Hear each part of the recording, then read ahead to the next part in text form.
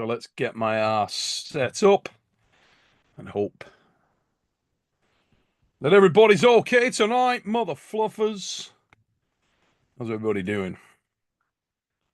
And just as I come in, the first name that I see is Ivan Kozlik. James Soon is in there. Dole and Duck is in there. All Things Primal is in there. Dungwader. That may be the name of the night. Dungwader. That's fucking awesome. Yeah. Hey guys. Roly, roly, roly. Oh, you're looking solid there, son. Not going to lie, Roly Ray, that's the most impressive. Do that again. Credit where credit's due, Roly. You're looking rock strong there, mate. Still rock strong. You're looking rock strong. And who the hell is that guy? It's only Luke in the mother fluffing house. I'm in a little bit. I'll tell you what, Luke, you're in the right place, mate. We love an early technical here on the fix. Love it. That's exactly how we roll, mate. Exactly how we roll. Now, ladies and gentlemen, I want to start off tonight's fix after this introduction. Ladies and gentlemen, welcome to the fix. Episode 209. That's 209. How's everybody doing with that? 209 episodes, eh? That's a lot of episodes, man. We're not playing games. Starting off with a little story, ladies and gentlemen. A couple of weeks ago, I go out to train in Colorado, as many of you might have seen, with Brian Shaw. Up rolls Luke Pulcher. And he says, Fatty, because he knew me, check this out. And he walks me over to his motor car, which is parked directly outside Shaw Strength Gym. And I shitteth thee not, it says on the side of the car, Arm Wrestler Edition. Now that's some good gear right there. Am I lying, Luke? No, you're not lying, Neil. That happened. That happened, ladies and gentlemen. Couple of apologies. Unfortunately, Engin Terzi, I spoke to him earlier tonight, and he's feeling rough as a chimpanzee's bum. And therefore, is unable to join us tonight. Ray just wondering how rough a chimpanzee's ass actually is. Pretty rough, son. Not as bad as a cat's ass. But it is, in fact, pretty bad. Yeah, he's not well tonight. Is the maestro, old Engin Terzi. Not good at all. Engin, if you are watching, son, hope you're feeling a little bit better. It was classic because he said, not feeling great, I need to lose weight. And when somebody says that to me, definitely resonates. So, guys, we're only a week away from East versus West 17. It's quite interesting, isn't it? Because You see the cat in the background of Luke's video. have a look. Oh, mate, I'll tell you what, Luke, you've made an effort. I'm just trying to fit in, guys.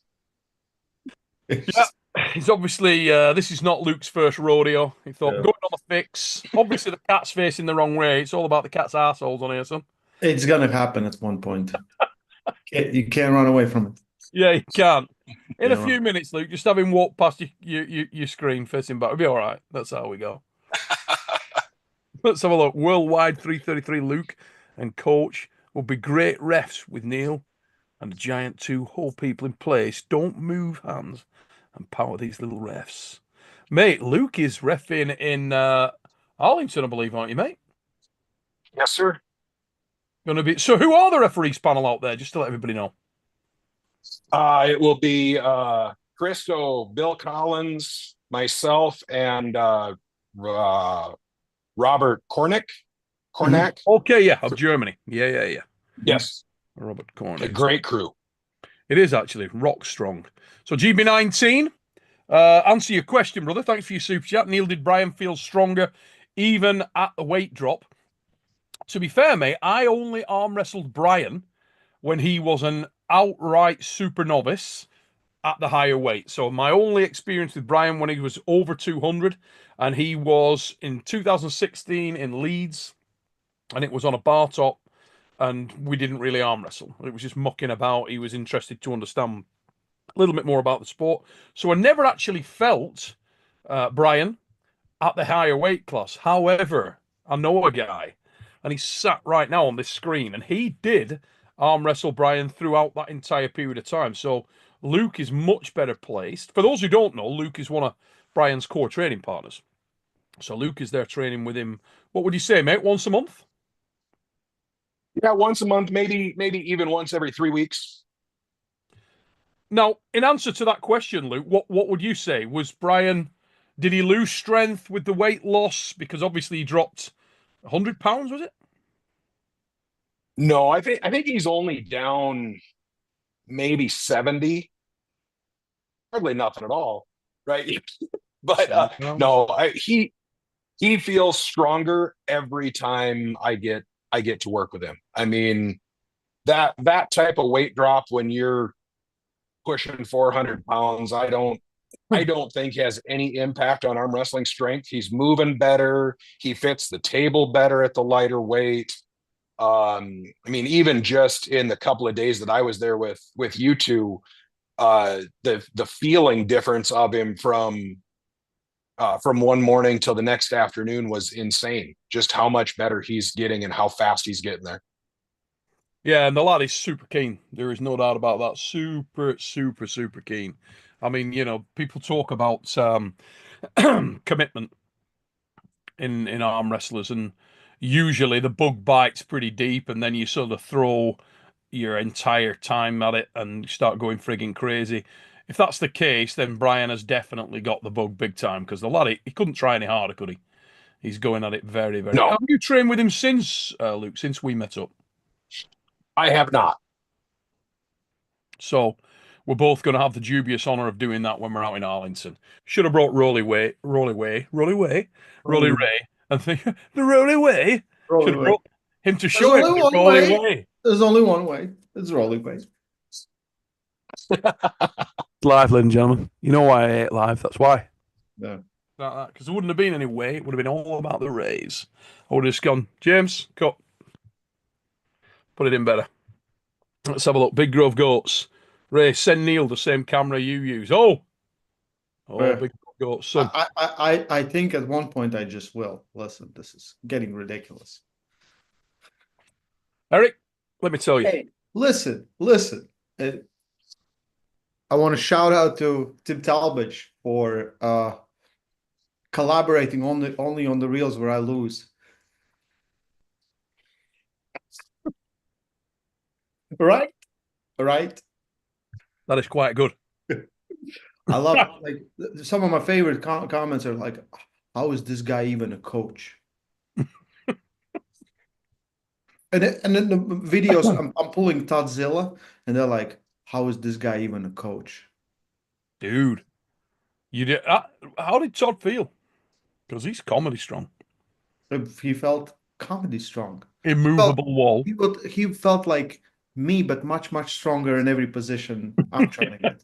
He's just been out, hasn't he, with Brian? He's training with Brian. It's like you know, when you let's say you can bench press 100 kilos, and then I ask like, how did 150 felt? Yeah, comedy heavy. Not good. Yeah. Did he come inside with you at all, fully into your power? Yeah. Any movement? Nothing. No, nothing. Not a sniff. So strong in that lane, it's ridiculous. Tell you what. That was like 3 years ago at least, maybe. Yeah, no good. He was at Brian's place, right? Did you look there when? Yes, a couple of days ago. I think he was there. Yeah, Brian. I think he just left today. Just gone, has he? Yep. Yeah. Any feedback? Brian said it was great. Just in a text message. I talked to Todd when he was headed there. He just kind of wanted to get a gauge on where I thought Brian was and what he could and couldn't work on. So we visited a little bit, and then in true Todd fashion, the response I got back from him today when I asked him how it went was it was great. You know, so really a lot of detail. Awesome. Yeah. Is he? Did he say he's going to Arlington or not? Todd will not be in Arlington. Brian will. Yeah, I know Brian's going. I wonder whether Todd Zeller would be coming just to take the show in, you know. see the event or something. I was asking Paul Lynn the same. I don't think he can get out there this time, and I'm going to miss Rolly Ray because the first one that they've kept Rolly Ray out of the mix, and yeah, it's a shame he won't be in the commentary booth with me. Goddamn shame. Good luck with Travis. I'll miss you, son. I'll miss you. Listen here, young man. So, guys, we're just closing in, and I want to sort of get everybody's cock on the block predictions before we go forward and try and tie everybody in. So, get your pens and papers ready, ladies and gentlemen. We are going to go through some predictions here. I will call up the card. Let's have a look.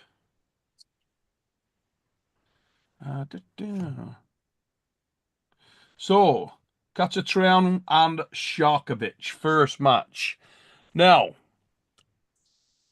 who's everybody got on this match, guys? Because I don't know a great deal about this in terms of comparative level.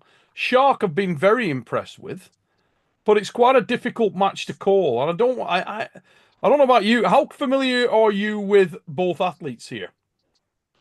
Or is this your first? I know them pretty well. Arson had great success in AMC. He used to compete in WAF everywhere. He's really, really dangerous. What about like-for-like opponents, mate? Have you seen any of Arson's sort of like-for-likes with Sharkov or not? I haven't. I don't really know like-for-likes. Before he went to USA, and then in USA he's been like winning round robins, tournaments, whatever. I don't know how they stack against each other. Like Arson has great technique, great hook. Last outing he lost to Bogdan Stoik in a super match in on Arm Sports Entertainment card. Sharkovich, he's really strong, but for me, he feels he's a little bit rigid. He's very rigid. Like his movements is not there. So with Arson, and I thought like Bogdan will have much more difficulty with Arson. So I don't know the shape he came in because I have seen him pull multiple times, really high level guys and just beat everyone. But again, Bogdan's great. And so for me, it's a little bit unknown. I would say if Arson can make the match and he comes in a good shape, he comes in a shape that he was, let's say, at AMC. I think he got second in overall in AMC. I think he beat some big names in there in Russia. So probably he's the favorite if he comes in there, but I don't know. So right now Sharkovich is ranked higher than him. So I give an edge to Sharkovich because he's ridiculously strong. But he's not very technical. He does. Arson could really expose that because he has speed. He hooks very well, and he can do a lot of things very well. So it should be interesting match, and probably like for me, 50-50, little edge to the guy that's ranked higher. Yeah, I mean, it's interesting you say about the Bogdan match because knew the result of the Bogdan match. Didn't actually see the match. But David just dropped a super chat. Do you see it? No, I did not. Let's have a look. And I think that is real Devin Larratt, actually. Let's have a see. Dev, thank you very much, mate. I'll send you a link over, actually, bud, if you're interested. Luke, keep those shoulders very, very square. Always. Yeah. There you go. Have some of that. Yeah. Cody Slugger, thank you for your super chat, mate. Neil and Ray, you should come to Red Deer, Alberta, Canada, and train with Matt Mask in the club. Mate, I'd love to. Absolutely love to. I know there were some killers over in that club, and yeah, if at some point, I mean, Ray will probably be over as part of the Arm Wrestling Odyssey. If you're not aware of that, ladies and gentlemen, get over to Rolly Ray, voice of Arm Wrestling, give him some love, and check out the Odyssey because he is traveling the world, exposing characters and all the top mother fluffers. Tomorrow, full doc with Mindaugas going to come out. We posted the training with Mindaugas, and people thought he's trolling. And I think I have to do an explanation video because they don't understand what he's actually doing. I think it's really smart. It just takes a lot of time, and people are used to just blast weights, right?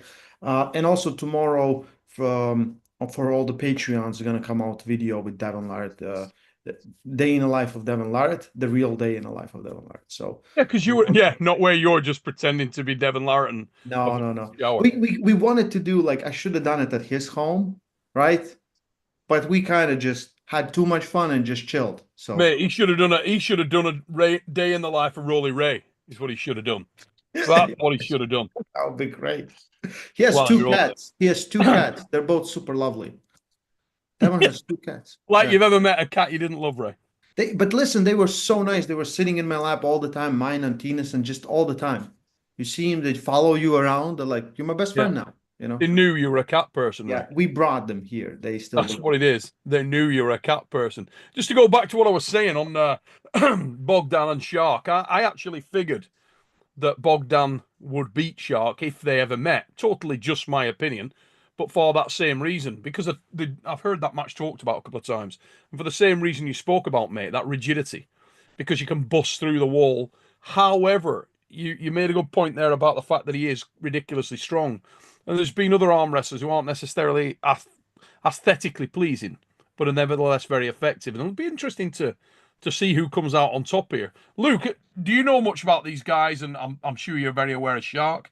Do you know much about Arson? I don't know a lot about him. Yeah, I've been around Shark several times in the last couple of years, and I mean his horsepower is super impressive.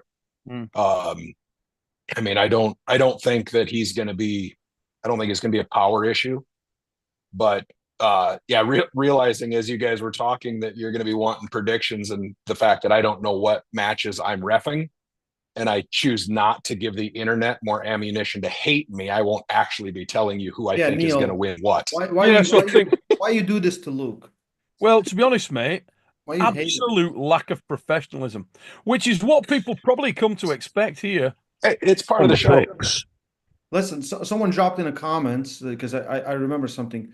Arson has beaten Zaur and Dmitry Salayev at AMC Open before he went to USA. Yeah, but that, to be fair, I remember the Salayev match, and I think he'd had quite a few absolute screamers that day.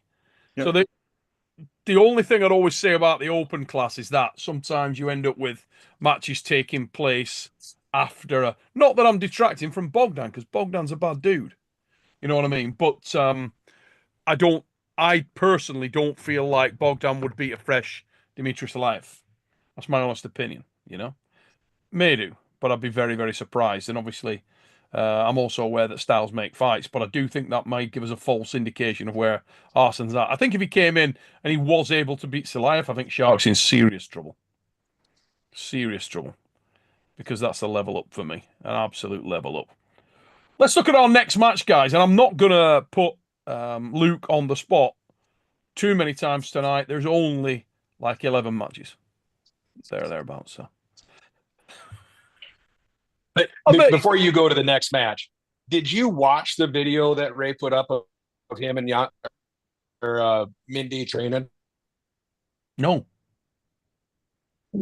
No. So the best part is when Mindaugas goes over to the machine he's looking for to do the JM press, and Ray's face when he looks at it and goes, "Seriously, this is what you do?"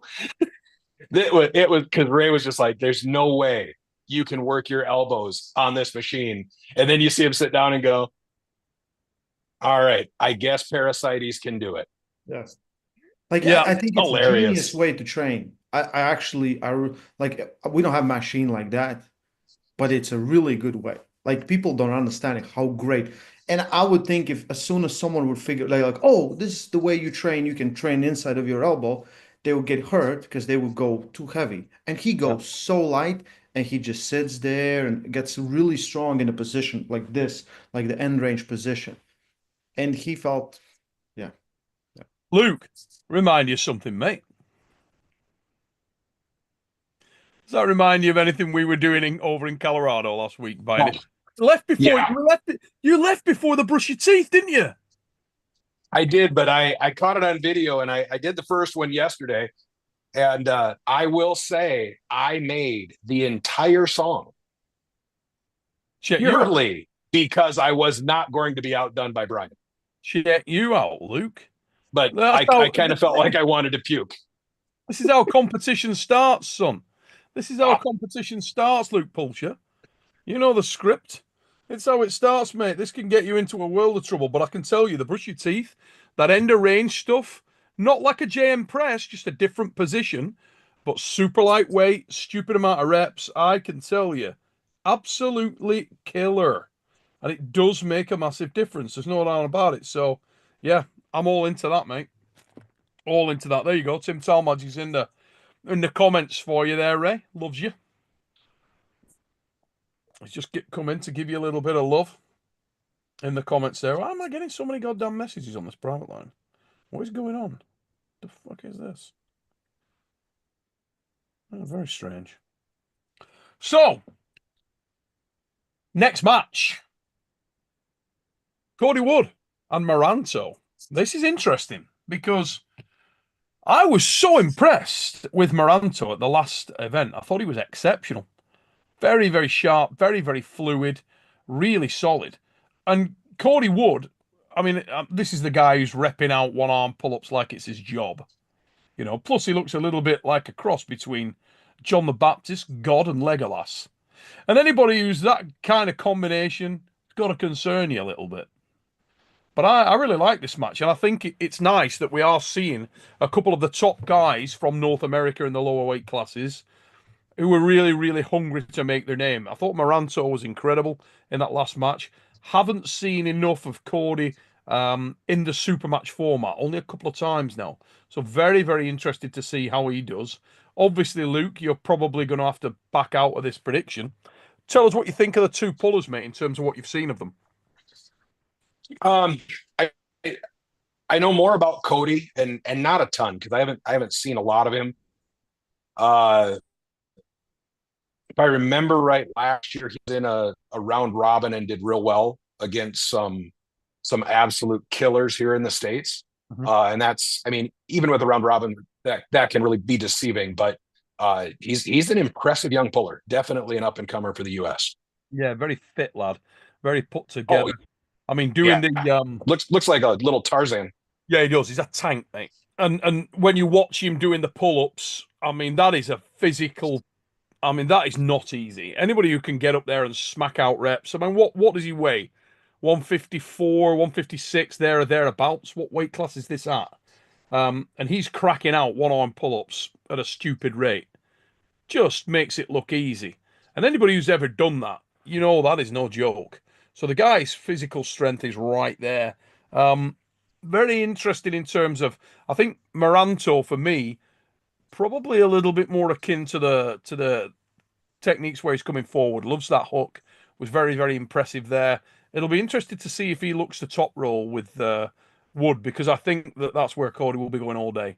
I think he's probably looking to stretch Moranto out. Ray, do you know a lot about these guys, mate? You come across them before much? Joseph, probably the first time I see him really pull was in KOTT.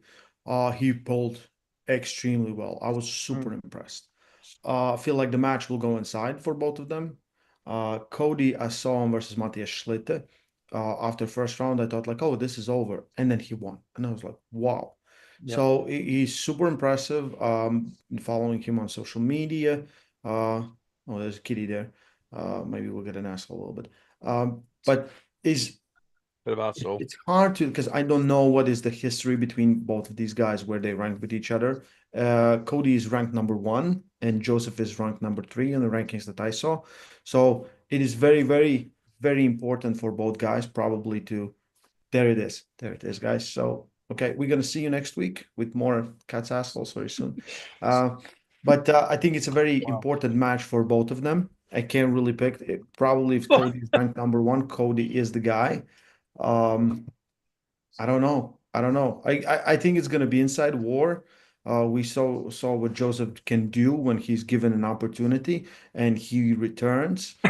It's a great showing, like how you can really step up your game when you're given this opportunity. And for Cody, this is the first time, even though he's ranked #1, it's his first big opportunity, in my opinion. He was at Knuckles Up, but probably this will be way more bigger match for him, especially opponent he faces. So I really don't know. Like, I don't know the history. I don't know how they pulled, who they pulled, but interesting match. Probably Taking inside. some abuse here in the chat.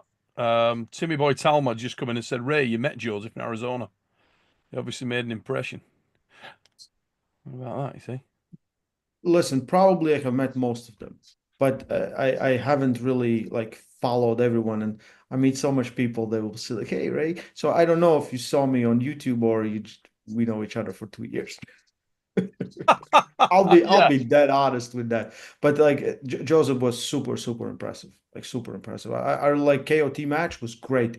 Him and Kevin was awesome, and I know you know Kevin very well, so probably you can tell Yeah, more. mate. That's what I mean. I had Palko picked in that match. I thought that Palko would probably come in as a favourite, and I was speaking to a lot of the US lads, and they were saying, "Hey, don't sleep on Joseph Moranto. The kid's a beast." I was very impressed with him as a person. I thought he was very calm, very collected. I felt like that match was a little bit like arm wrestling in a mirror. They were very much um, at the same place in the career. I think they had a very similar mindset, and it went all over the table. Really enjoyed that match a lot, and I was very impressed with both guys. It was nice to see them both get their lane, get torn out of that lane, and fight from there. And that was a great way to open the card for me. I thought it was excellent early on in the evening. He's going getting a cat now. All right, and a cat. You watch. He can't be outdone. He can't. He'll be. Don't be spinning that cat backwards, Ray. Don't try to. Don't try to. You know. Oh, it's a black one. It's the black cat. My favorite. Look at the shine on that cat. You can tell that is a well-groomed cat. That. When did you last bath that cat? 6 weeks ago, I think. Oh, is it that long? Because it looks like it's literally like you've just brought him out of the salon. It's the fix tonight, son. Better get you bathed up, get him shampooed, Yeah. blow dried, Where did you go? I thought we are gonna have a party. cat off. He Yeah, he's shy. You sure? devastated all the cat lovers of the fix. Ladies and gentlemen, hope you got your cat fix on the fix. Yeah, How about very good. that? So Enjoy. Ray, give me a who you going with? Who are you backing in this match? Moranto or Wood? I was very impressed by Wood from the things that he has done recently. He looks insane. Like he does look insane. Yeah, Right? powerful lad. Yeah. I'm gonna make it interesting. Then I'm gonna go Moranto. If you're going with Cody, I'll go with Joseph. I really like that match. Now, moving on to our next My one, my guys. prediction is my prediction is at the end of the match, one of them will definitely be the winner. That's kind of controversial. Yeah, It's very woke opinion at this point. Why can't yeah. friendship win? Why can't we all be winners? Beautiful sentiment, Ray. Thanks for that. Yeah, it's what people have tuned in for. That, exactly that. That's what they come to the fix for. Valon Low making his debut in East versus West, and a return of a guy talking about fellas you've been impressed with. Hunter Knoffs, I thought was absolutely fantastic in his first Hey, outing. with your chest. Is that cat really fat, or is he blending in with your shirt? He's so fat. Tina calls him Tuchko, which means fat in Slovak. He really is, isn't he? He's really fat. Yeah, it's like my spirit animal, that. Yeah. I took him to vet and they said like he's too fat. And I said, how much? They said like 2 kilos too much. And I said, Yeah, and he only weighs 3 kilo. he like all he wants is to eat. I get where I get him. I see you, cat. Yeah. That's why Yeah. I like him. Hey, that little bastard looks like me in Tina's coat. But I put on Tina's furry jacket. Yeah. Obviously a bit tighter fitting than Right. his skin is. You know what I mean? Yeah. I don't think she's wearing a 4XL. Okay, I gotta get him. Oh wait. Yeah, he's a big After old the training, food man. It's out of the training. bear. Look at that, eh? Tell you what an animal. What an animal. So Hunter Knoffs, North American Vengeance, I thought this guy was fantastic. Absolutely super impressed with him. And I sort of jumped on that train a little bit. I'm a big fan of Hunter Knoffs. Thought he was excellent. But Valon Low is no bum. This guy is tricky. He's impressive. He's quick. Got a lot of table smarts, a lot of experience. And I think he's flying under the radar because, Valon looks a little bit like a librarian. Doesn't necessarily look like the guy that's going to be a killer at the table, but he's got some serious pedigree. I'll tell you why I'm going Hunter Knoffs. I think this guy's confidence is pretty unshakable. He's super aggressive. He's on home ground in the US. And I feel like there's a great deal of momentum at the moment with Hunter Knoffs. I think he has got excellent momentum in his camp, and I feel like he sneaks through it. But I'm very happy to see Valon Low getting an out here. I think in his part of the world, he's probably the top guy at that weight. Correct me if anybody knows that not to be the case, but I think he's probably the highest ranked lad from that part of the world at the moment. So to see him get an outing on East versus West, really impressive. And I think this could be an underrated match. I don't think a lot of people are really viewing this as one of the standout matches on the card, but I think it might deliver quite a bit of entertainment. I wouldn't be surprised at all if Valon Low makes Hunter work harder than people expect here. Ray, who you got in this one? I have Hunter. Home field advantage. He's coming in ready. He's super aggressive.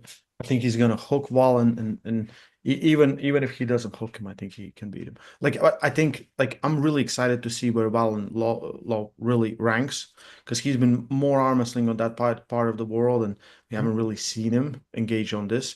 So it's a good opportunity again for. So let's see if he can step up his game. Uh, I think he's coming in lighter than. I think he's lighter. He walks lighter weight than Hunter Knoff, so I think that might be a little Yeah, bit. he's kind of got that Mindaugas thing going on where he doesn't look overly physically impressive. Yeah, Not a wiry guy, whereas Knoffs is very put together, very thick set kid. yeah, But yeah, I've got Hunter, but don't be surprised if it's more of a battle than you think, guys. yes. Dino 3343. Hunter is going to destroy on both arms. On both arms? Mother, please. You do know that he is pulling against Mindaugas, Tarasaitis, Moriarty, Tarasaitis in that left arm match. Now, I absolutely love Hunter Knoffs, but let's not be silly. I listen. If he beats Mindaugas, for me, that will be probably the biggest upset of the night. If he beats Mindaugas Tarasaitis, it is the equivalent of arm wrestling's parting of the Red Sea. There is no fucking way that Hunter Knoffs beats Mindaugas Tarasaitis, Moriarty Tarasaitis. Because unless people in the chat aren't familiar with how we roll on the fix, Tarasaitis, Moriarty Tarasaitis is invincible in 9 countries. And the bad news for Hunter Knoffs is one of those countries is the United States of America. Have it. Unbiased opinion, Luke Pulcher, as referee, can't talk about wins and losses. What do you think of that statement that I just made in relation to Mindaugas Tarasaitis Tarasaitis? It should be a really good opportunity for Hunter to test himself. That's super diplomatic, Luke, and I appreciate that. As you may even be the head referee at this event. What do you think about nickname Parasites? I love it. It's very good. Yeah, it's very good. Dino 3343, mate, want to bet? Yes, I do. I do want to bet. Absolutely. Definitely. Yes. I'll use the money that I took off No Limits Devon Larratt the other day. Bet on, you got that. Okay, let's have a look. Oh my God. Oh my God. Yeasty beef curtains with a super chat. Can I read it? You want me to read it? Yeah. How come the average AU arm wrestlers are juiced up freakzillas, but North American arm wrestlers are mostly skinny rednecks? I don't think you have seen any of them in real life. I don't think you have been to any of the tournaments. Probably he hasn't. If you have you seen how people look? Sure. Yeah. Yeah. Parasites, Moriarty, Tarasaitis is the GOAT. It is a true statement. There's nothing false about that. Yeah, that is true. Daniel, I know that you're an educated individual, mate, and there's only ever been one individual that compares with Moriarty, Parasaitis, Tarasaitis, and that, of course, is the Tesh.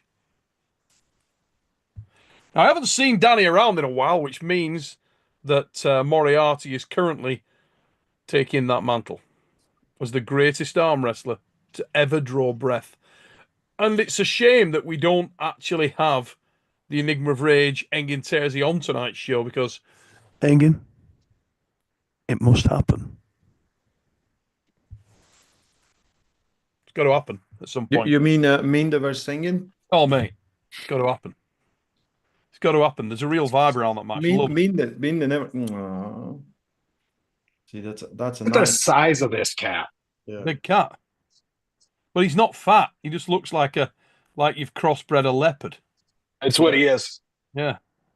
Yeah, he's a Bengal, so he's a domesticated leopard cross. Mhm. Yeah, he's a weapon. No, that what does he weigh, mate? About 8 kg. Mhm. Yeah, I bet it's a while since you gave him a bath then. He bathes himself. Yeah, I'll bet he does. I'll tell you Just what he would in my house as well. Me too. Yeah. Yeah. Cat that big. That motherfucker gets less showers than Devon. I can tell you, a few years ago, right? We had a cat. Funny enough, it's called Banshee. I shit thee not, Banshee was the name of the cat. That thing did not like being bathed or showered. The bloody thing used to rev itself up. Used to get it in the bath, get the shower on it, warm water, trying to be nice to the cat. My mum would be like, "Oh, can you bath Banshee?" I'd be like, "Oh God." I used to end up. I got like a glove that if you were working a furnace, you get bloody thing comes up to your elbow. I ended up wearing them because the first time I tried to bath it, bearing in mind it probably weighed 2.5 kilos, a small cat. I got it in the bloody bath and the thing's going revving itself up. My ears went flat back, tail was going. As soon as I let that bloody thing go, it went for me full bore. Wanted to take my head off. It was serious, Ray. Serious. Just recounting a little story for you there. Dino 33. In UK, they don't know cats bait We themselves. don't know cats like you know cats, Ray. Yeah. I know that cat wanted to kick my head in. That's what I know. Yeah. That one my spirit animal cat. You start won't- licking it, it will be nicer to you. You can Mm. bond.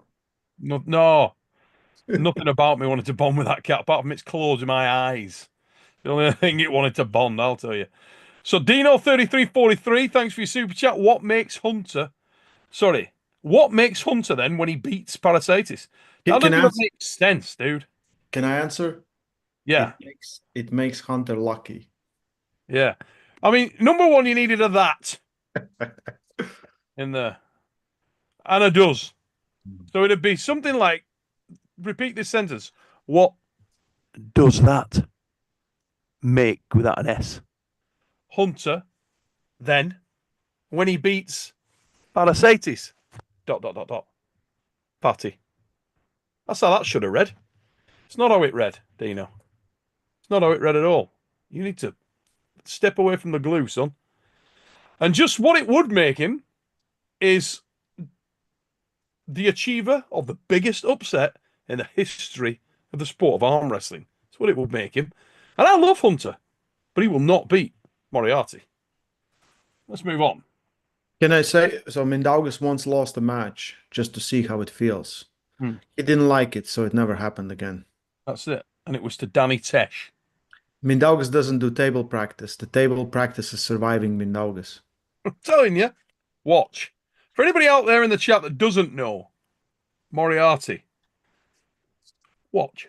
Opponents don't feel pain when facing Mindaugas. They feel existential regret. It's your best one yet. I like that one. Oh, hang on a minute. A couple more super chats have come in here. Daniel. Oh my God. Ray. Have you read the super chat that just came in? Ray is a weak coward. Ray is a weak coward. Probably different Ray. With a super chat. Neil, who should Brian Shaw's next 3 opponents be? My God.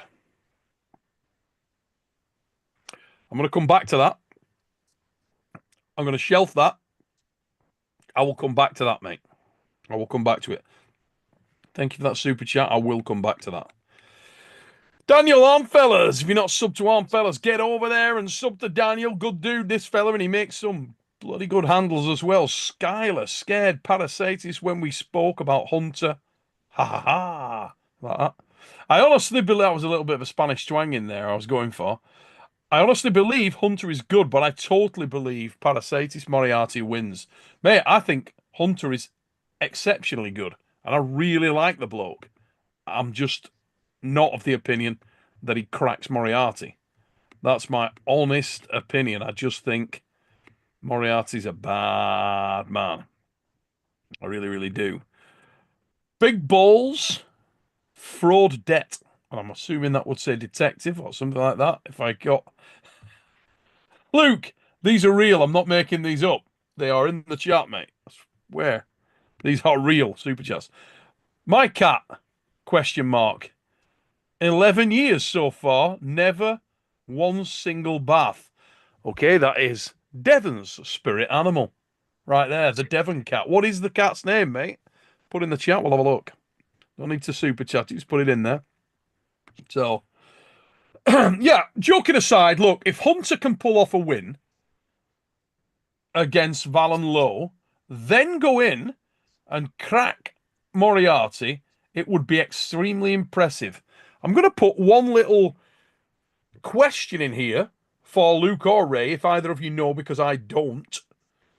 Do we know what the match order is in terms of specifically when these would happen? So, in other words, we know that Hunter and Mindaugas both have the 2 matches on. Am I right to assume that they will have both pulled their right arm match first or not? I have not seen an official match order, so I don't know. Engin, if you are in the chat, mate, or are you watching the show at all, and you could confirm that, well, keep an eye out, mate. Just let me know if you can confirm the match order. Or if Nathan's in the chat, anybody else that is aware of the match order specifically and where that would happen, because I'm assuming that Giannis and Minda will be very late in the day. In my opinion, it's one of the most exciting. In fact, I think it's the best match on the card. But that's just me personally, and I am emotionally invested in that. How dare you?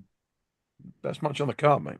Those guys are barely 77 kilos. I couldn't care less. That's a hell of a match. That's 2 of the best arm wrestlers you will ever see. They are phenomenal pullers. Anyway, let's move on. We'll come to that. Talking of matches you are emotionally invested in, this is an absolute banger. Craig Tuite, John the Savage Terrion. So the Fury against the Savage. What a matchup. And John Terrion has got serious momentum right now. This is a guy that I feel like John has been stepping up over the last sort of 24 months. And during that period of time, I've seen a number of occasions where he's got wins that people didn't expect, and he's got them in a manner that they didn't expect him to get. Cross opponents here, and I want to get your opinions on this, guys.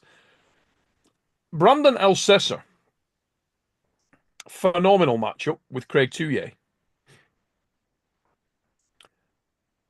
I felt like John Terrion was never going to lose that match when he pulled Brandon. After that first start, I think that may be the most impressive outing I've seen so far from John Terrion. Would everybody agree with that, or do you think that isn't the case? Yeah, I thought he was bloody impressive. So if you look off the evidence of that, it suggests that we are in for an absolute hellfire match with this one. Because stylistically, Craig Tuite is very, very difficult to deal with. We know that he can, myself and Ray were speaking about this the other week. The fact that the guy can rev up on the hits, he doesn't lose form. He can pull absolutely anywhere. The guy's got 30 years of experience, 30 plus years of experience in the game of Iron Arms. Been there, done it, bought the t-shirt, former world champion, multiple US national #1. In the WAL, he was super impressive. Age doesn't matter a great deal to this guy. He's right in his lane now. John Terrion is the guy with momentum, in my opinion. This is a guy that's really starting to get into his groove. I lean towards Craig Tuite, but it is marginal, really marginal. We're talking 55-45 at best, because a guy like John Terrion, who's as strong as he is and as committed as he is, I always feel like it's always an upset waiting to happen. What are your thoughts on this, guys? Do you think these guys match up well? Doesn't matter who goes first on this. Luke, go first. So I think it's going to be a fantastic match. John has absolutely got some great momentum, has had some fantastic wins. Um, you know, the Craig Brandon match, I had the best seat in the house for that match. Did you ref that one, Luke? I refed that one at the Monster Factory. Mm-hmm. And to take absolutely nothing away from Brandon because that day he simply beat Craig and he did it very well. He did it very he pulled Craig very smart. Yeah. And he kept Craig just on the edge of where Craig needed to be. But I also know Craig really well, and I don't believe Craig was at his best when they pulled. Mm-hmm. But that shouldn't take anything away from Brandon's win because he absolutely earned every ounce of that. Now, just what would it be? November, December, January, 4 or 5 months ago, I got to also ref Craig against Corey Miller.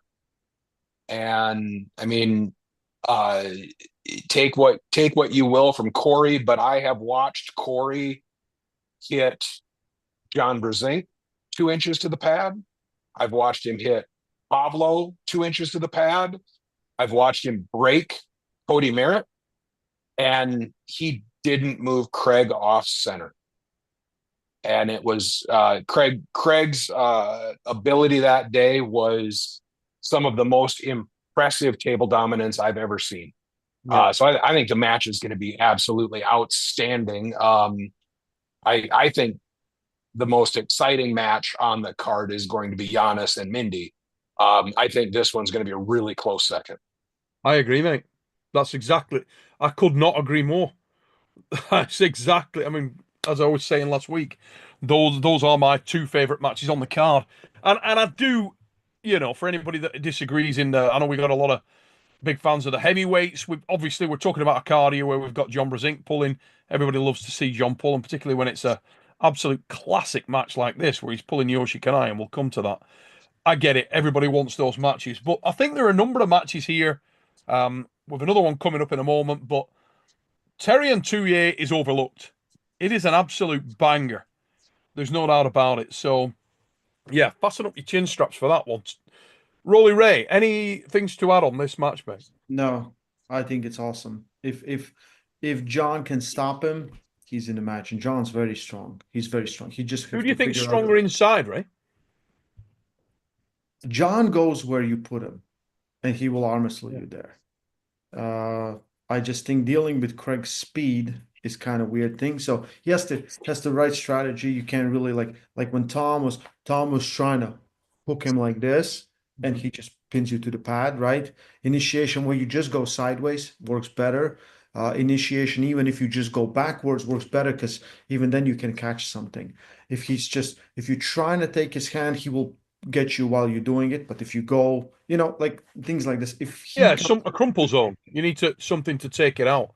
Yeah. I agree. I thought that was Tom's worst performance, really. I think he was probably a little overawed and probably a little nervous because of the pedigree of Craig. And I get it. 2 years, mega, absolutely mega. But I'm very interested to see if the thing does turn into a hook. Who's got the most in there? Because I honestly don't think that either one of them. I don't think it's their primary lane, but I feel like John Terrion is more naturally comfortable inside than Craig. They both can pull very well there, should they have to. But I do think Terrion is slightly more happy sat in there. And I also know that Terrion's got a lane with the press. So this is going to be a hell of a match. Keep watching, ladies and gents. And if you haven't got that pay-per-view, make sure you do get it. Just to tell you where you can get that also, the pay-per-view will be available on evwsports.com. evwsports.com. Make sure you make a note of that, guys. We'll put it down in the description as well.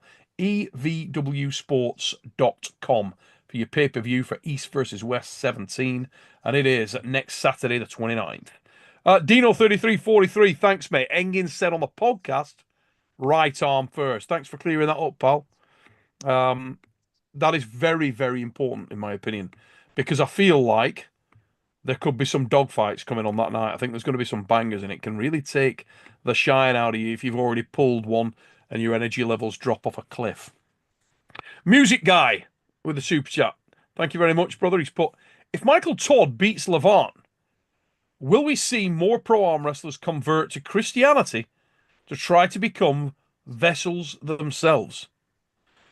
Music Guy, I don't think in the entire time, the 209 episodes of The Fix that we have had, I have ever had a super chat that I'm less qualified to answer than that. Now and again, I actually print out some of the super chats we get. I can definitely tell you that I'm going to print that one out because I have no idea the answer to that question. We'll see. Craig, do you feel like if Michael Todd beats Levant, that the first thing that you're going to think is, I'll tell you what, I'm going to turn myself into a vessel? Thoughts on that, Ray? And then he said, let there be light. So I locked my light. Yeah. It's people making fun of Michael, but listen, whatever gets you, and if you can get it done, doesn't matter how you get it done, you got it done. So Luke, the floor is yours, son. Could you answer that? No, not going to answer that. But what I'll say is, in my experience in life, which is, I've had a lot of life experiences, is typically when somebody attacks someone else's motivation, it's because they can't find any of their own. Mm-hmm. Absolutely no problem with the motivation. It's just the whole converting to become a vessel themselves off the back of beating Levant. Tough one. I think the first person that beats Levant, you're just let's just pretend it's Devin. Yes, you are the vessel. Yeah, let's pretend that Devin beats Levant. I think most people are going to convert to the Church of Devin. Can you imagine? If Aramis beats Levant, people are going to be converting to the Church of Aramis. The Church of Aramis. I bet that's quite a place. There's pure quality there. Yeah. A lot of pizza, pasta, and quality. Yeah. Tutti frutti. Oh, nothing.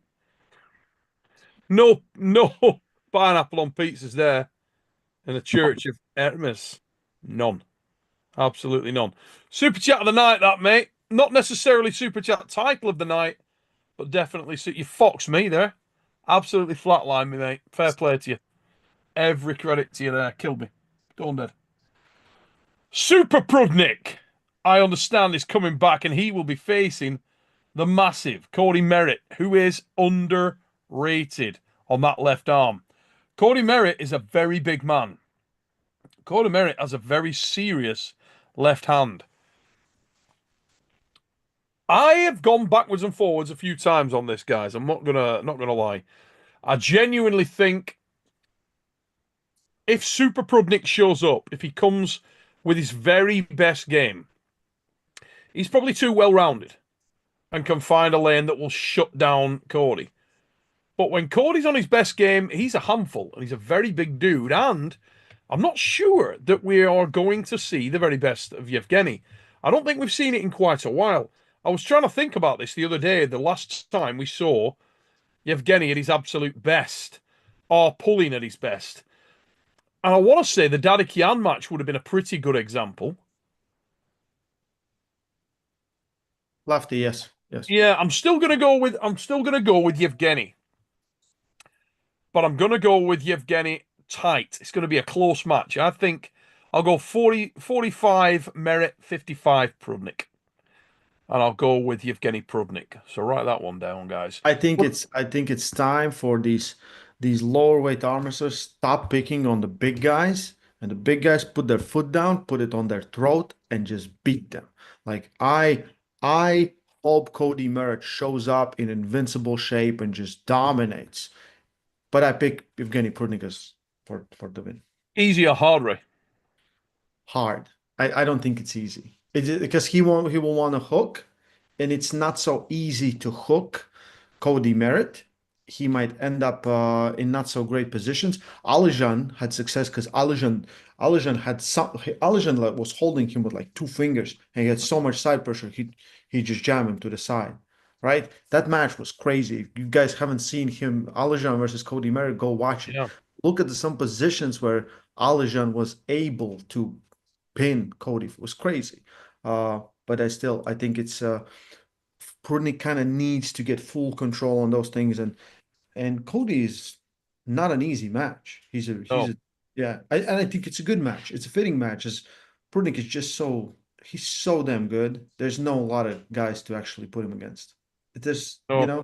especially in his weight class. Like I would love to see him versus Dadikian. I would love to see that again. Let's do a rematch or whatever. That's a But good one. Dadikian just pulled and so. Hell of a match. Yeah. Now, Luke, I know obviously you're not going to go in with the predictions thing, but you do know both these guys very well. You know Cody very well. Yeah. So I guess I view it a little bit different than it sounds like you guys do. It sounds like you're saying if Prudnik comes in this form or that form, I think the match completely depends on Cody. Mm-hmm. I think if Cody comes in the way Cody can come in, not even so much from a physical aspect, but from a mental, I'm here to win aspect. Cody is still a very, very scary left-handed arm wrestler anywhere in Do the you think world. that he needs to be the bully here, Luke? Is that what you're saying? That he needs to sort of come in with more aggression? What would you be looking to see in him? What do you pinpoint? I think he needs there's two Codys, right? There's the Cody that steps up to the table to win a match, and then there's the golly gee shucks Cody that's just there to have fun. And if golly gee shucks Cody shows up, that's a tough deal. But if old Cody shows up that was there to tear people apart on the table and win matches, I think it's going to be an amazing match because Prudnik is one of my favorite arm wrestlers. He's so versatile. He's Very complete, yeah. so dynamic on the table. Both of them are just genuinely good humans. It's an exciting match. Percentage, Ray, on where you see this. When you said tight, you've got Prudnik. Are you similar to me with the sort of 45-55 thing? You think it's a Yes, wide sir. gap? No, same. About the same. Long We're going Prudnik and we're going super close. And Cody Merritt should never be more comfortable that he's going to be out here. We're in the US. He's going to feel culturally spot on.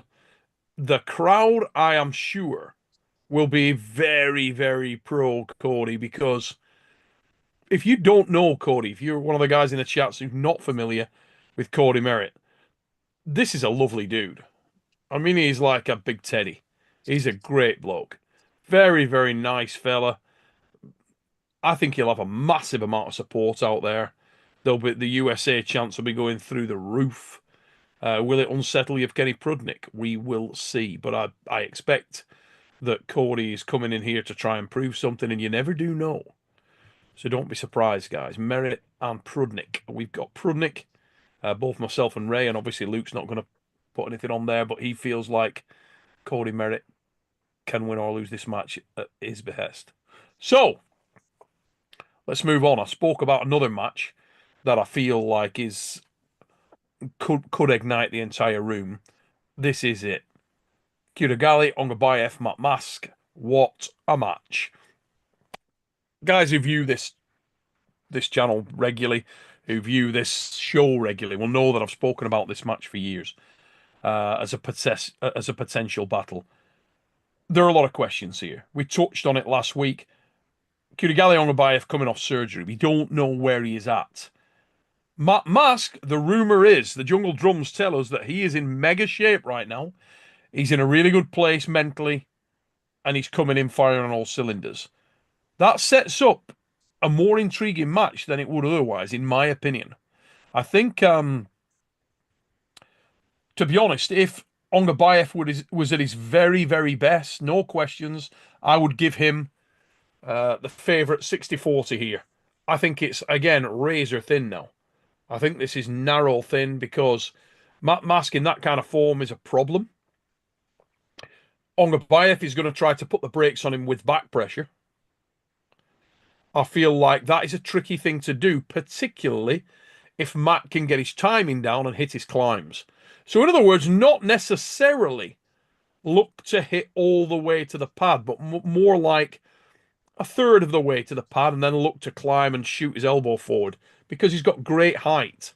I think from there, he would be very, very difficult to beat because he's got a fantastic hand and he's got great speed and his momentum from there will be very hard to stop.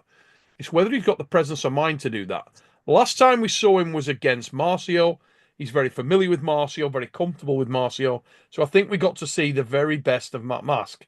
I think this is much more of a cerebral challenge. Anybody in the chat that knows Gali Ongobayev, you know that you get someone who is very, very tricky, very able to set traps for people.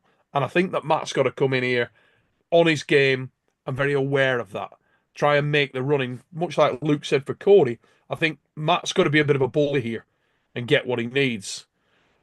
Anything you want to add on there, guys, or opinions about this match at all? It's a good one. Really good one. Yeah, it's a drag car versus the surgeon. Yes, that's a great analogy, mate. It really is. I mean, yeah, questions are on Ongobayev, but I am told again that he's coming in really, really strong. If he does come in strong, I think the vast majority of people probably would favour Gali.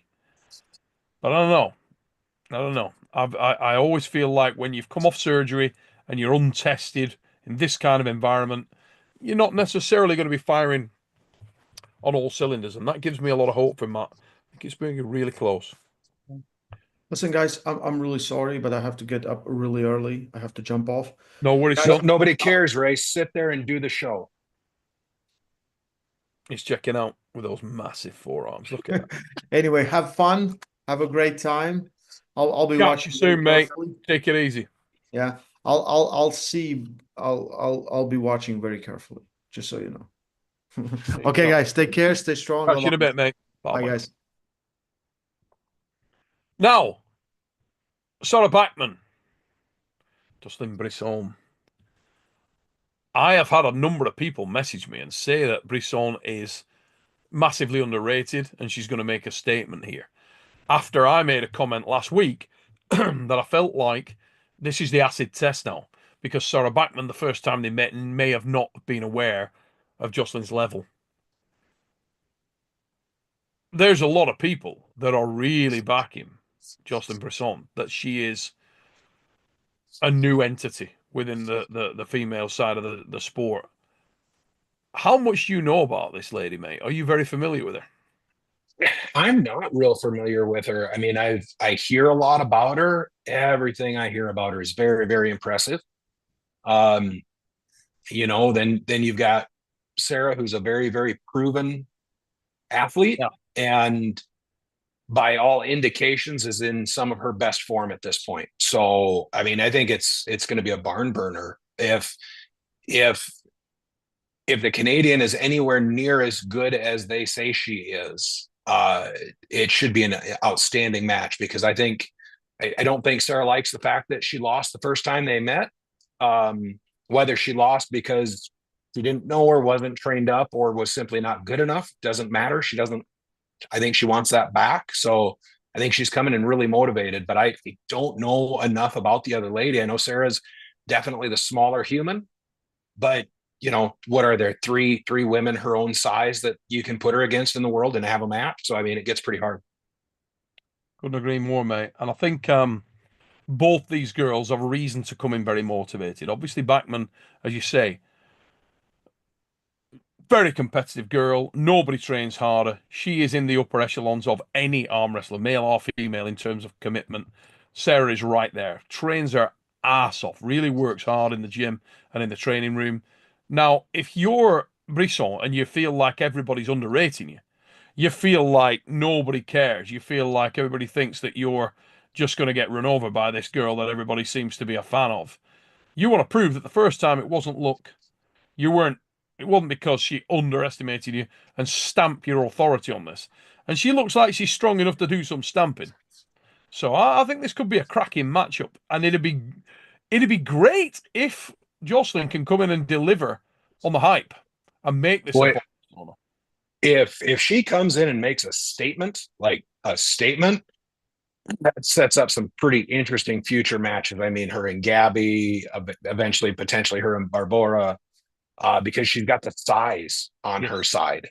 And that gets really interesting if she can truly come in and say it wasn't a fluke. Look at me.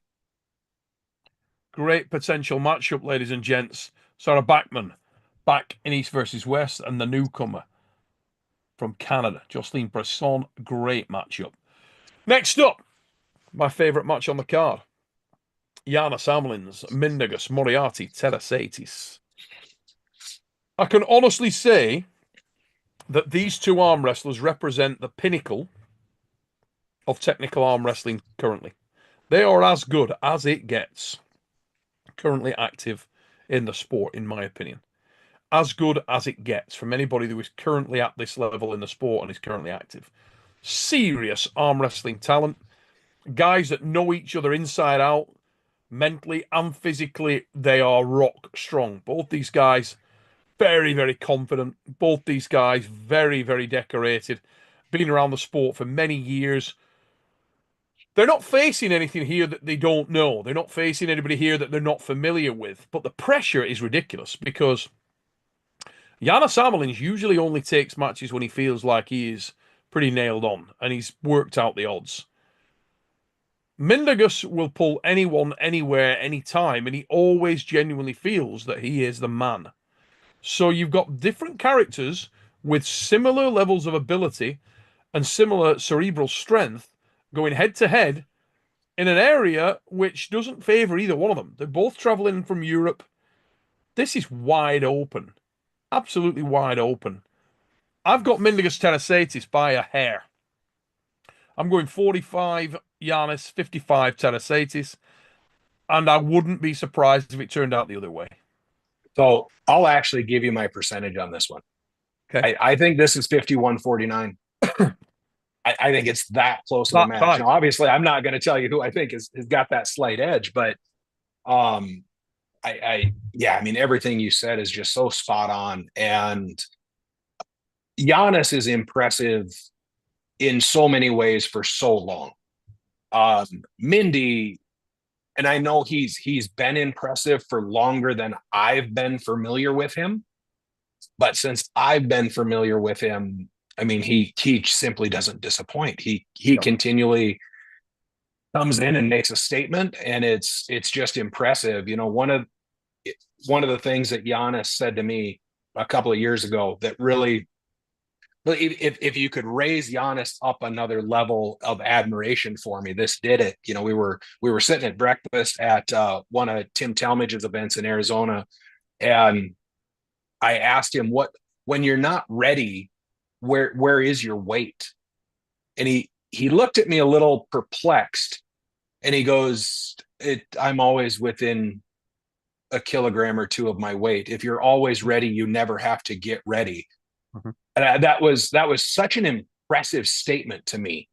And I've really, I wouldn't say I've executed it flawlessly, but I really took that to heart. That if you're always ready, you don't have to get ready. So, from a weight standpoint, I can't say that I do that real well because I'm a fat kid at heart. But from a preparedness training wise, I've really taken that to heart to where I don't have to ramp up my training to get ready for a match or try to peak. I just try to stay in really good form. And that's because of Giannis. And then you can look at Mindy and some of the weird unorthodox things that he does, and the kind of the way he approaches it is so not normal, but just proves that you can chart your path in this sport, which is so impressive. I love them both. I think it's the match of the night. Yeah, I really do also, mate. I think this is, it's the main event in my mind on this match. I think the level here is off the charts. It's a shame the lighter weight classes don't necessarily get the focus, but this is an incredible matchup. Remember, guys, the pay-per-view, evwsports.com. You need to get over there and get this. It's going to be sick. Hamlins, Tarasaitis.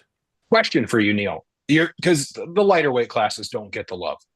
Do you think a match like this has the potential to start to show the world the love that the lighter weights should get?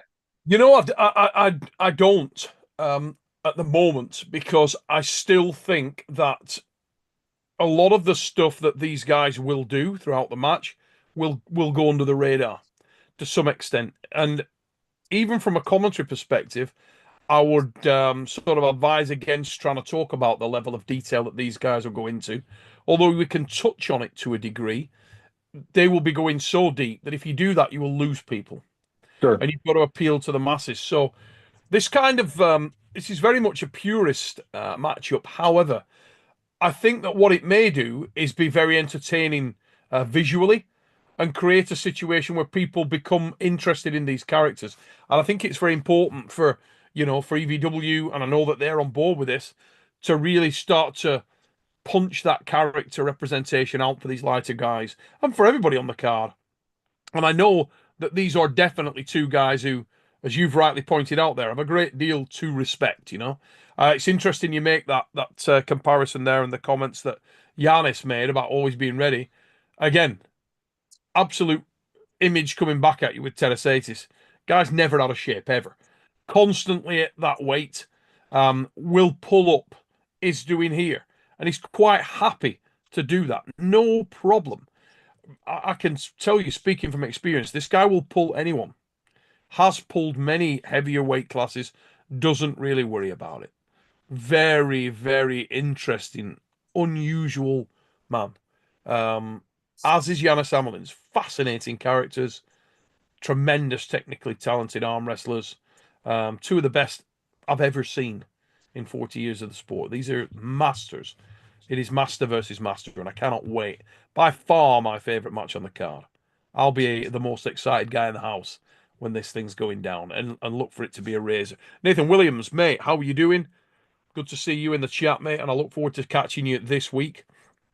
He's a guy that's been doing a great deal of the work setting up East versus West 17, and he's on point big time. He's been doing a fantastic job. Oh, he's all over it, mate. Very diligent. All over the thing, and I'm really looking forward to seeing Nathan this week when we get over to Texas. Talk to me about Dave Chaffee and Acid G, Georgie Fetkov, mate. How do you see this one? You got questions around Chaffee and where he's at. He's always that guy that there's so much romance around that. But the old school, remember Dave when he's this wrecking ball, just coming in, smashing people to bits. Not necessarily super clean and aesthetic, but devastatingly strong. And in Svetkov, he's facing a guy that's widely regarded as one of the best top rollers in the division. Who do you think has the edge here? Hard, isn't it? It's really hard, and both of these guys fall into that category of just being so friendly and humble and nice, which is, I mean, is God's way of making sure that the Giants don't kill us all. But I mean, Dave is so soft spoken, and then when he walks to the table, he's just like you said, a wrecking ball. Mm-hmm. I'm really, really hoping for a healthy, healed Dave. Win or lose, I don't care. But just a healthy, happy, competitive Dave. Georgie is his top roll is insane. I mean, I don't know if just the ability to take Dave's hand is enough to beat Dave anymore. Dave has proven some versatility in the last couple of matches where, I mean, it came from nowhere. But yeah, really, really interesting match. If Dave is just has that ability to out horsepower Georgie, period, it could almost be boring. But I don't think he's that measure stronger than Georgie. I don't know. Do you feel like that dead wrist press option is probably his best lane? Or I'll rephrase that, not necessarily his best lane. Do you feel like it's the most likely lane to victory? I don't know, because Georgie, and this is where my technical prowess on the top roll isn't as great, but Georgie doesn't seem to do that super high posting back pressure top roll to really stretch you out like Batali does or Devon, where Georgie seems more to be more of a sideways full hand top roll in a lot of the stuff I've seen, which, you know, I mean, you're losing your hand one way or the other, but you're not stretched out as far. I don't know if that's as easy to transition to that flop rest for Dave, or if Georgie will have too much purchase. I really don't know. That's a great Take question. some balls for Fetkov here for me. I think one of the biggest things that he's going to face is, let's say Dave gets that press engaged. It's going to be very, very interesting for Georgie to go through the mental challenge of not letting his fingers spin away from him and maintaining height on the index finger and trying to maintain the position on the joint of the wrist, because that takes some balls and it takes some balance against Dave Chaffee as much as it would any man. Because while Dave is not the fastest guy, one thing Dave Chaffee is bloody unorthodox. He doesn't feel clean. He doesn't feel like he's arm wrestling in orthodox lines. And if you watch him, you'll see that he doesn't even look like it. He's almost got that rigidity around him, you know. But like we were talking about Shark earlier, there's a real high level of top end red line strength with Dave, and there's also sort of a clunky, unaesthetic look around him. But my God, he's strong. This guy's fit and healthy, and his neck's okay. He can really put the hammer down. He's been known throughout his career to do that. We've seen him do it with the best of guys in the game. And this would be, I'll tell you what this would be. This would be more of a statement for me if Chaffee can come in and run over Acid G. If he can come over and smack Georgie around, to me that says that Dave Chaffee's back. Oh, for sure. You know, there's been a lot of questions around Dave. To be fair to the lad, he's stuck with it. He's shown some real guts, determination, and tenacity. He's taken his lumps and he's still in there banging away. And it was nice to see him look as impressive as he did his last couple of outings. But against Gabor and against Frank, I think this is a level up, big time. Oh, for sure. Win or lose for Dave, I think you'll be able to tell in the match that if he's truly back to old Dave or not. Mm.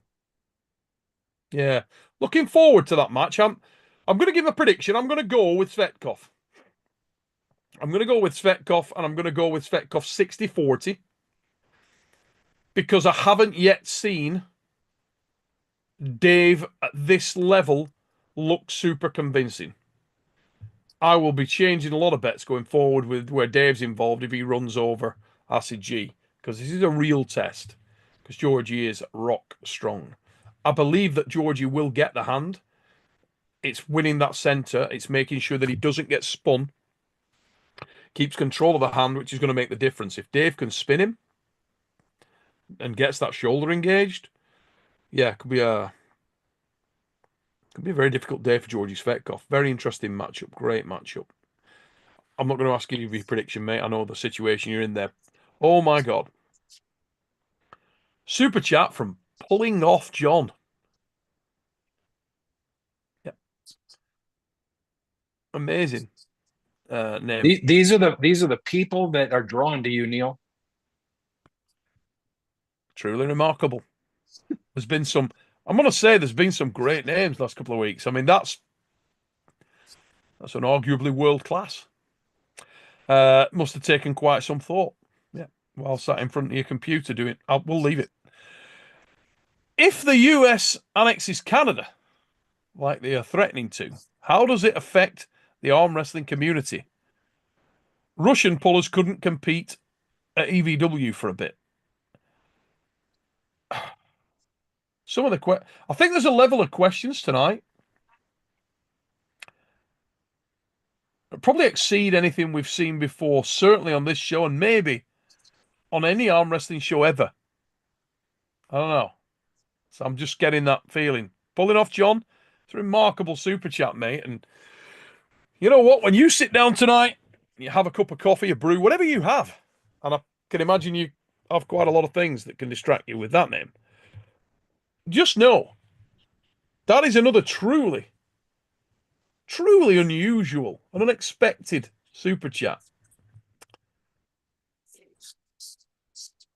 Twice tonight I've been perplexed. I could not be surprised if this is the same guy with different names.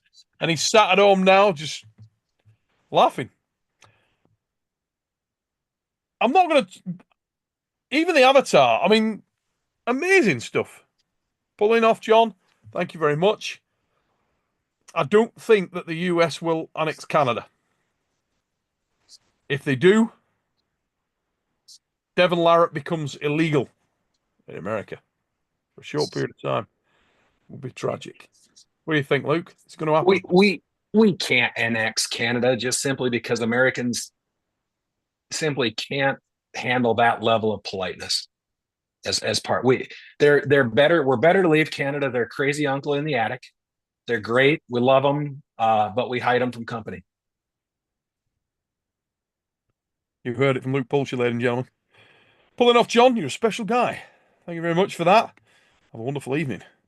And we're going to move forward with our next match on the card. Oh, here we go. Okay. Many times we have seen these guys face each other in an arm wrestling table. For the majority of times, John Brzenk has managed to win against Yoshi Kanai. There are an enormous amount of rumours, an enormous amount of chat around the backstory coming into this match, okay? My take on this is that styles make matches in arm wrestling.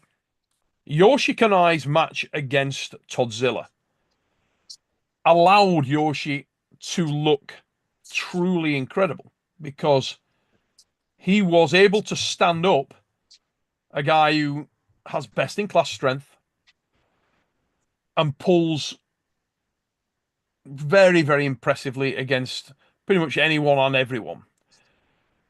Yoshi set him some very unusual challenges and some challenges that Todd does not ordinarily face. But I think there's a lot of parallels being drawn. Jump in at any time if you think I'm wrong on this, Luke. But I feel like people are drawing a lot of parallels between Toddzilla and John. And I feel like there are very few. Whilst they're both mega arm wrestlers, John and Todd pull extremely differently. Their strengths are polar opposites in some ways. In John Brzenk, you've got a very clean, very orthodox arm wrestler whose strength in the hand and wrist, through the hand and wrist, are without doubt his biggest strength. In Toddzilla, you've got someone who doesn't look necessarily clean, who isn't necessarily orthodox, but he's hyper effective with incredible strength, incredibly robust elbows. John Brzenk has the ability to take this match and make it look quite boring. If his hand and wrist are there and he's not in a great deal of pain and anguish when he's at the table pulling, I would love to see John do what John can do and show everybody and remind everybody one more time how impressive that hand and wrist are. My only concern for John is if he's torn up bad. The talk around, and I haven't managed to speak to John yet, but the talk around this being, John's last match and John may knock it on the head after this, I'm paying lip service to only because I've heard John say that so many times. I've shared rooms with John internationally, and he's told me that back in 2004 he was ready to cash it in. I feel like John is in the very fibre of this sport. And for me, it will be a bloody dark day, the day that John Brzenk hangs up the game. I would be gutted. It would take the shine off this entire event for me if John retired there. I'd be gutted. I get it. He's 61 years old, You can't, nothing, You know, Father Time remains undefeated. But I would love to see John be able to go to work and get that hand and wrist crack in here. And I always struggle to bet against the GOAT. When he pulled Vavori, remember that? Oh, amazing. Won a lot of money on that. Because at that time, a lot of people were not. I made a bet with a couple of people at that time who know exactly who they are. They'll be there. Big name arm wrestlers. The comment was, don't bet against the GOAT. Dude's hand and wrist, if it's there, will be the difference maker. God only knows. I know that from personal experience. When this guy's hand is on, John is different. You know, I don't want to go over gushing, but John's the fucking man. And whilst I love Yoshi Kanai, some of my best matches and longest matches in my career have been against Yoshi Kanai. Yoshi Kanai used to have me cited on his website as being his toughest ever match. Before he went up in weight class, that was on his resume for years. Love the dude. Super respectful, absolute warrior.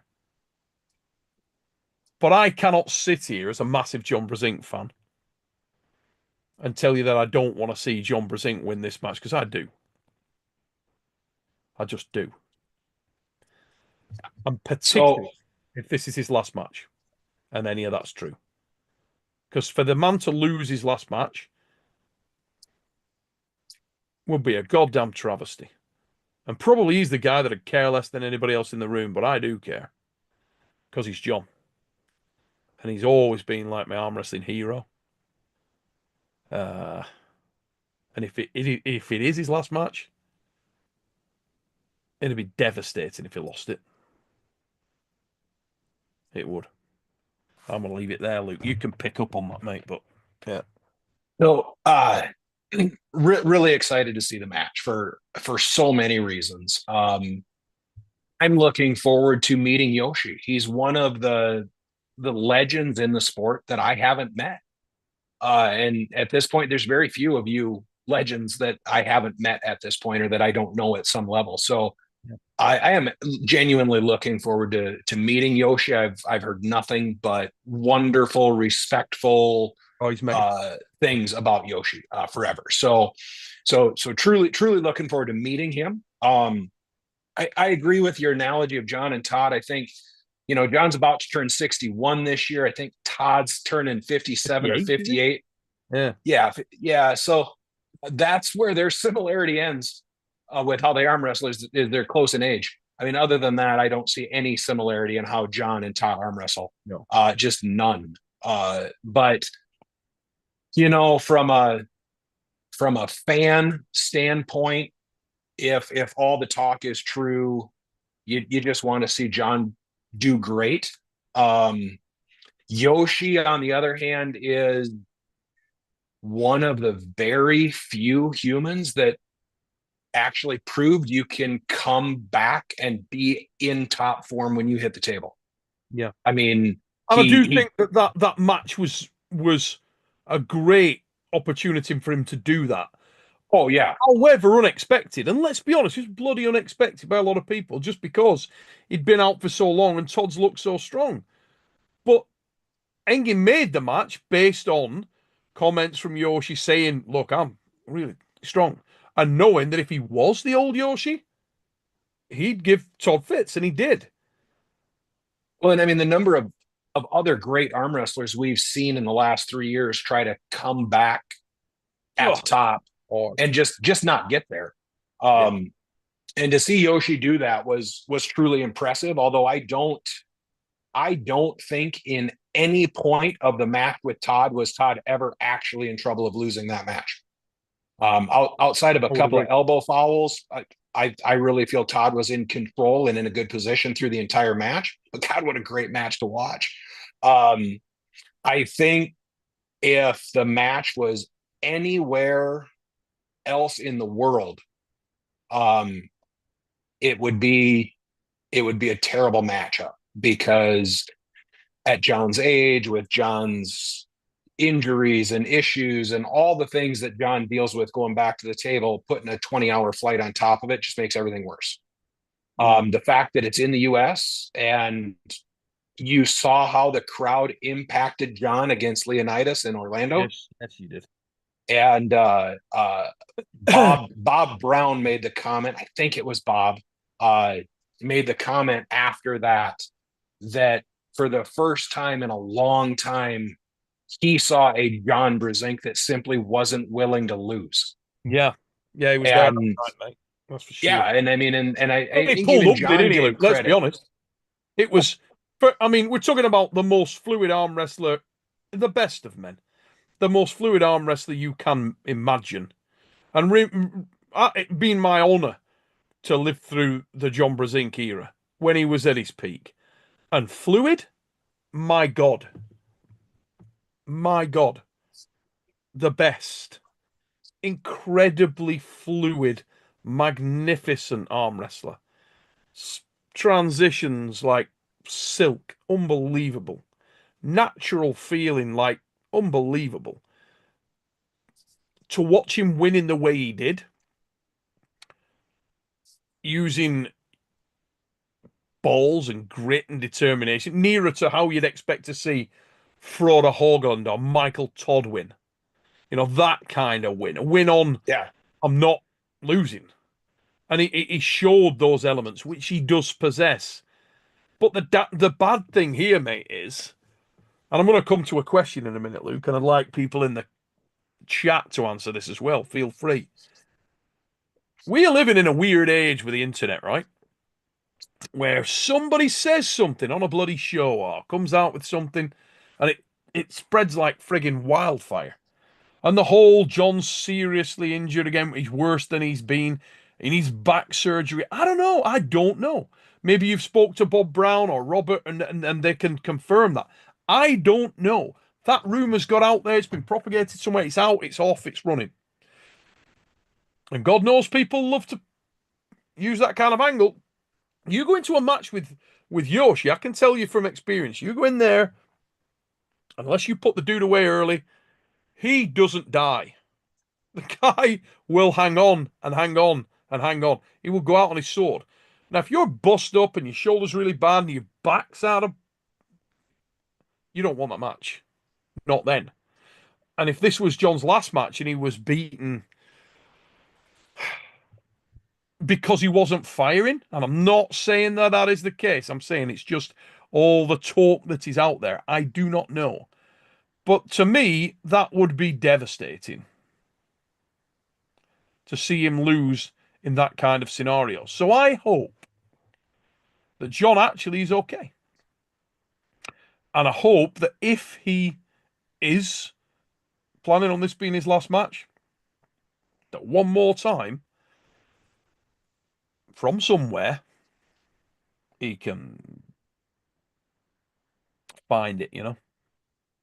Well, if John were to lose, and if it were John's last match, and to answer not quite the question you asked, I have no confirmation from Bob or Robert of any of the rumors about John either. Nope, I have no confirmation of John that John's really beat up or this or that. I've heard all the same rumors, but zero confirmation, so I have no idea. But if it were his last match, and if he were to lose it, personally, I would rather see it be a match with someone like Yoshi where they have decades worth of history, decades worth of battles, than just one of the young, phenomenal arm wrestlers that's come onto the stage beat John. It's a good point. Well put, Mr. Pulsher. Fair play. Yeah. Yeah. That is a very pertinent point. It is a very valid point. I still can't wrap my head, you know. It's hard, isn't it? With John. Yeah. Yeah. Because John deserves. I don't like him going out like that if that's his last match. Not that guy. You know? It's like it'd be like watching your dad go out in a battle. You know, you're just like, no, come on. I don't know. Yeah. Saying John's last match is, I mean, John's last match was 8 years ago for 8 years. Mm. you know, so maybe it's John's last match until John's like 72, and then he comes back and beats somebody he's not supposed to beat again. It's frickin' John. Who knows? Yeah. I mean, the weird thing is, mate, you know, there's going to be a day when it's the last one. And sometimes you think, oh, that with Leonidas would have been a good one, would have been a good sign off because of all the reasons that you just talked about.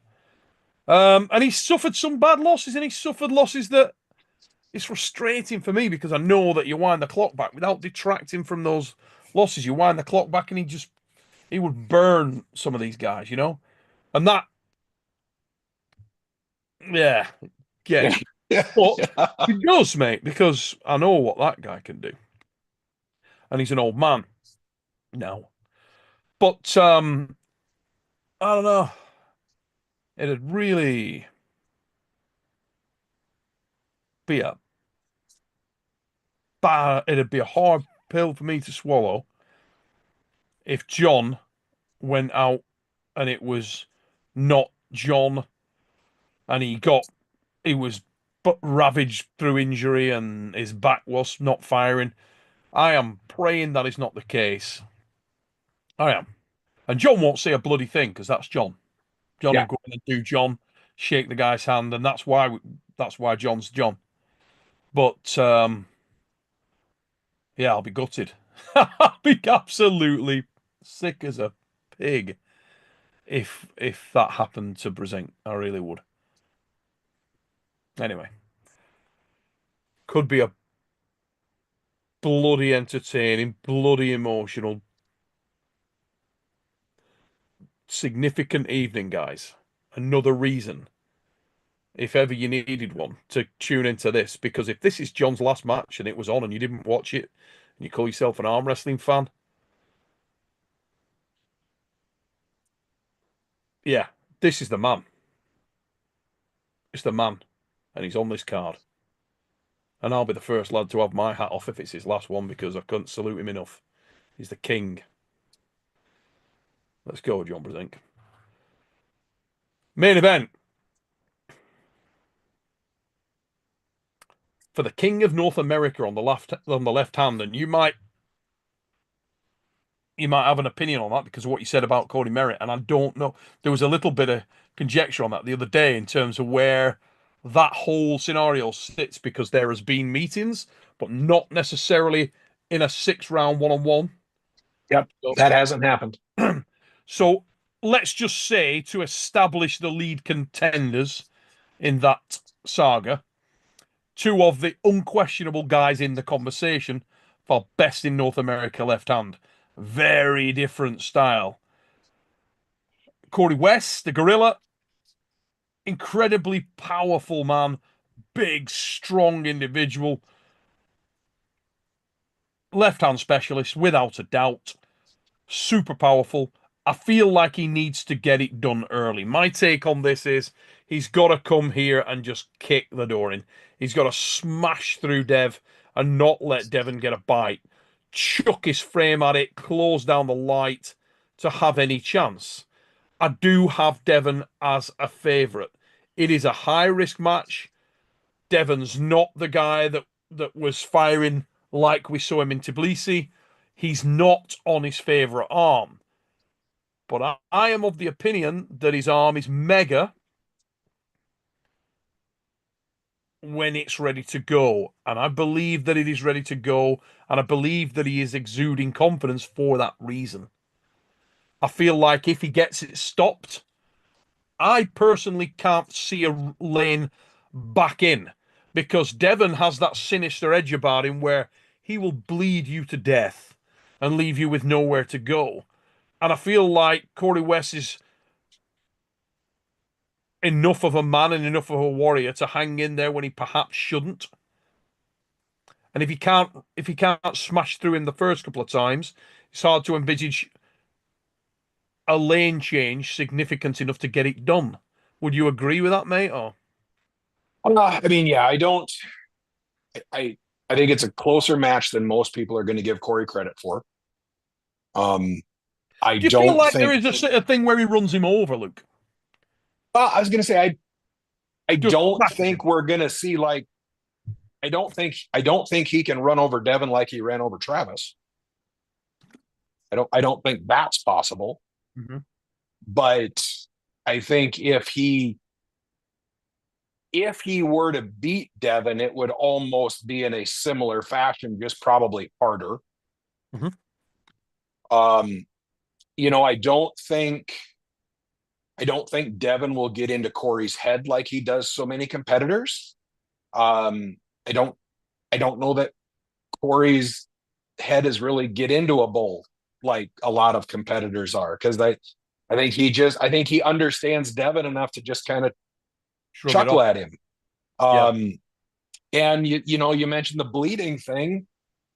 Yeah, in order to be bled out, you have to allow yourself to bleed out. So, I mean, that can come down to being smart enough to not do it, which, I mean, good Lord, go back and watch my match at WAF this year. I wasn't smart enough to do that, and it cost me terribly. But I also look at that loss as one of the best matches of my career, and I'm super proud of that match, how I fought in that, and I almost did win it. And so, I mean, there's that whole be smart enough to not leave too much on the table so you've got more for the event. And then there's the times in life where you just lay it all out there and you see how it turns out, and you can't be disappointed about that either. So I think it's an interesting match. I can't imagine Devin underestimating an opponent, but if there was ever an opponent that I think he would underestimate, it may very well be Corey. Very interesting take, mate, and could well be accurate. I do think that threat level is real from Corey West. I think he's got the top end strength to make anybody's day difficult if he hits the right lane. I'm going to go 60-40 Devin. I know you're not going to give that prediction, mate, and I don't expect you to. I'm going to go 60-40 Devin, just because I think Devin has a lot of speed on that left arm, underrated speed, and I think that gives him and he will go hard to test the frame, and I think that over time will put wear and tear into the hand and wrist, however strong it is, of any opponent.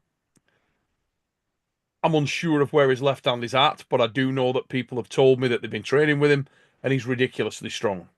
If he is ridiculously strong, another angle here is that he comes in and makes a statement left-handed. And you may see the dawning of a return to form left-handed of a man who was right in that conversation a while back. Before he ever faced Denis Seplenkov left hand, different guy. If that is what we see here, wow. The pay-per-view is available, guys. evwsports.com. That's evwsports.com. East versus West 17 is next Saturday night. You need to be tuning in and checking this out. Stan Scott with a super chat last minute in there. Great show, guys. Do you think East versus West could one day be on the mainstream pay-per-view television feed? Or do you think it's better to have internet dominance using the current model? Mate, the world is changing. Most kids these days, the new breed, not really tuning into television as much. It's all on tablets and phones, and so who knows where that goes. But in terms of could it be mainstream, I think with the development of the sport, there's every chance that we can get. There's mainstream and mainstream. I don't think we're ever going to be football or a global sport in that respect to the same level as some. But I think it will become a serious concern. There is a great deal more interest in arm wrestling than there's ever been. Hopefully that train continues, because at the moment it's a hell of a ride, and it isn't time to get off. It's great. Oh, and speaking, this is a phenomenal segue, Neil. Thank you so much for this right now, because I'm gonna jump right in here for a second. To all of the people that watch your videos, because there's a ton, right? I see how many views you get who watches these videos. So first of all, I love it when you let me come on. I'm very humbled by the fact that you'd even let me on here. So I appreciate that. But we live in an interesting world now with the sport, because when you and I grew up in the sport, you got opportunity by being good, period. Now you get opportunity by being good and having a social media presence. once in a while, somebody can get an opportunity just with having a social media presence, but they seem to be gone relatively quickly. But if you're a legitimately good arm wrestler and you're good at the social media, it's a benefit. It's a benefit for our sport. It's a benefit for everything. My personal social media sucks balls. It is terrible because for a couple of reasons. It is in no way, shape, or form how I make my living. I have a very, very wonderful career that I'm thankful for that I have, but and I don't have a desire to go out and figure out how to do YouTube videos. So what I try to do is through Instagram. So anybody watching, man, arm power _ in Instagram, go give me a follow on Instagram, please. I could use some followers just so that, maybe somebody understands that I am actually in this sport and not just a relatively decent ref, but a kind of okay arm wrestler too. That'd be awesome. So there's my personal commercial, Neil. Mate, more than welcome to do it. And as you say, the world is all over the place at the moment in that respect. But those in the game are very appreciative that you're an old joke, Luke. And you're extremely respected on the table and off the table, mate. And that's for good reason. It's through your own endeavor. I appreciate that. It's an honor to have you on the show, mate, and a pleasure to have you on the show. You always make very informed, very pertinent points and show your experience, which is very, very significant. So thank you, mate, for coming on. And please do get over there and show Luke some love. One more time, mate. Just repeat that so people can. It's arm power _ or just type in Luke Poulter. I'm literally the only Luke Poulter on the planet. I am easy to find. Luke, thank you for coming on the show tonight. Remember, guys, East versus West 17 is coming this next weekend, Saturday, 29th, from Arlington, Texas. I'll see you on Thursday. I will be there, mate. I will be there. evwsports.com. Get the pay-per-view, ladies and gentlemen. That's been The Fix 209. Hope you enjoyed the show. Hope you and your families are well. Remember, from our side on the Titan House, latest videos are going up there for all our channel members. Thank you for all the positive messages. We're so glad to hear you're enjoying the content. It ain't slowing down anytime soon. Ladies and gentlemen, take it easy, and we will see you from Arlington very, very soon. Luke, have a good one, brother. Bye-bye. Cheers, mate. Hey, yeah. Hey, so I thought of something as you were talking about John.